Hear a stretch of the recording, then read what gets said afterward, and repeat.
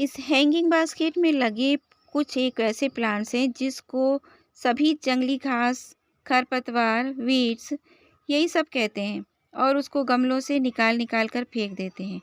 लेकिन आप देखिए इसकी खूबसूरती हैंगिंग बास्केट में निकल आया है तो खूबसूरत भी लग रहा है और इसके इतने फ़ायदे हैं कि लोग जो जानते हैं वो उस चीज़ को मानते भी हैं और जो नहीं जानते हैं तो उनसे क्या कह सकते हैं।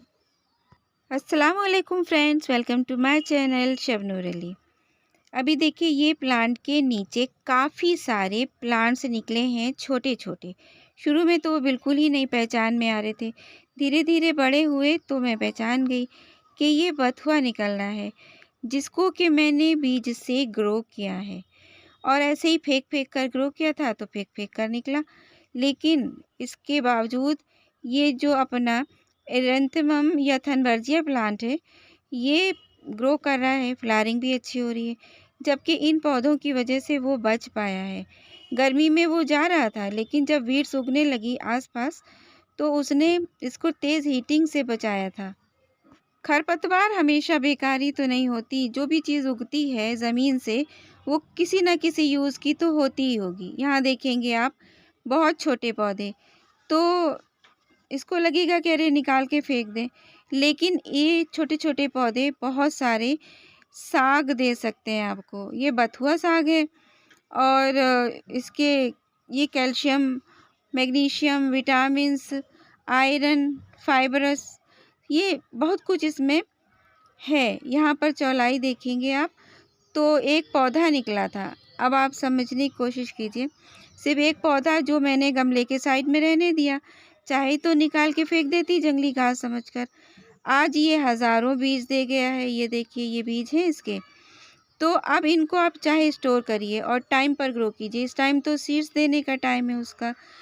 तो जब ये सूख जाएँगे, ब्राउन हो जाएँगे, तभी तो ये आपको फसल दे सकेंगे। अब ये तो आपके ऊपर है कि आप इसको ग्रो करके इसका फ़ायदा उठाते हैं या एक नन्हा-मुन्ना सा पौधा उखाड़ कर फेंकने के बाद सब कुछ ख़त्म कर देते हैं। यहाँ पर भी आप देखिए कितने सारे मेरे गमलों में लगा हुआ है, कोई पौधे को कोई नुकसान नहीं है। तो उल्टा इसका तीसरा फ़ायदा ये हो रहा है कि देखिए ऊपर प्लांट चल रहा है, नीचे निकल आए मिट्टी में, तो नीचे भी ग्रीनरी दे रहे हैं। चौथा फ़ायदा अगर मैं इसका गिनाऊँ तो ये है कि बिना साग खाए, जब खाएँगे तब तो खाएँगे ही, लेकिन बिना साग खाए इसके उगने का ये फ़ायदा हो रहा है कि जिस मिट्टी में ये उग जाता है, वो मिट्टी पोषण से भरपूर हो जाती है। इसमें इतनी ताकत आ जाती है, एनर्जी आ जाती है। देखिए बथुआ, मेथी, टमाटर के पौधे और भी बहुत सारी वीड्स हैं, लेकिन मुझे ये मालूम है कि ये सब की सब फ़ायदेमंद है। कंपेनियन गार्डनिंग के लिए अच्छी हैं और मल्चिंग का काम करती हैं, लाइव मल्चर हैं ये। तो अब मैं बथुए की बात करती हूँ। अभी मैंने आपको चौलाई के बीज दिखाए, बिल्कुल सेम मिलते-जुलते हैं। अभी देखिए ये हरे हैं तो ऐसे हैं।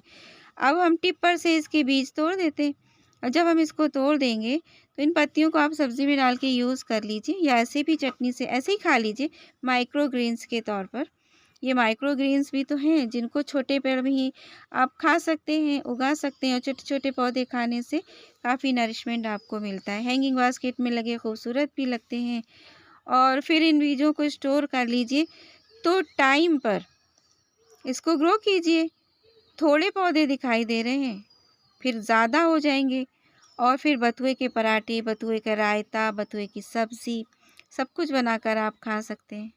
तो अभी सर्दी पूरी तरीके से तो गई नहीं है जो ये पौधे मर जाएँगे। अभी भी इसकी अगर आप प्रूनिंग करेंगे, बीज बना रही है तो ये घना होता है। काफ़ी सारे शूट्स आ जाते हैं फिर ये घना होता है। तो मैं सूखे-सूखे बीज को ऐसे ही सब कंटेनर में फैलाती रही हूँ। कभी खेत की मिट्टी से जैसे मैं अपने गाँव के खेतों में से पौधा कोई निकाल कर लाई और उसी में इसके कोई पौधे छोटे-छोटे आ गए या बीज आ गए, वो टाइम पर ग्रोथ हो गई, बरसात में खूब अच्छे से ग्रोथ होती है। तो इस तरीके से ये बीज आया, तो ये फालतू कहाँ से हुआ?